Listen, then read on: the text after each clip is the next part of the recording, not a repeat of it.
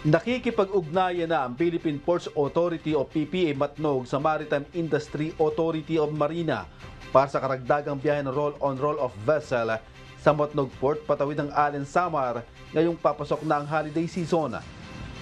Batay sa taya ng PPA, inaasahan na papalo sa 10,000 ang bilang ng mga pasahero na gagamit ng Matnog Port pauwi ng mga probinsya sa Visayas at Mindanao.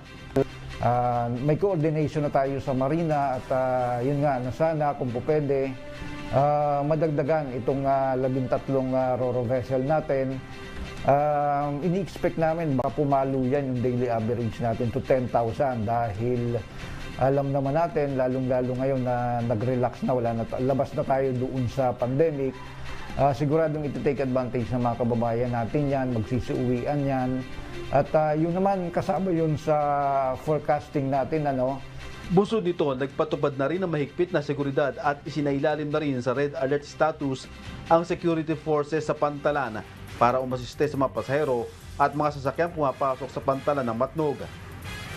Sa labas pa lang ng Pantalan, nakabantay na mga kawal ng Philippine Coast Guard para sa mga pumapasok ng sasakyan gaya ng mga rolling cargo. Gagawin naman ng mga miyembro ng Philippine National Police at Philippine Army ang paggamando ng trapiko at seguridad sa lugar. Layo nitong maiwasan ang pagkakaroon ng anumang untoward incident at krimen ngayong holiday season. May pila man ng mga sasakyan sa labas ng Pantalan, tuloy-tuloy naman ang biyahe ng mga sasakyan pandagat. Simula pa lang nitong Martes, December 19, dumoble na rin ang bilang ng mga pasahero sa Matnog Port.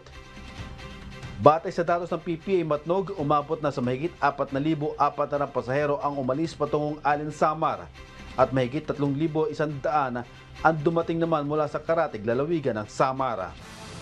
Diyos ang aming sandigan, serbisyo publiko ang aming pinahahalagahan. Jerry Galicia, humahataw.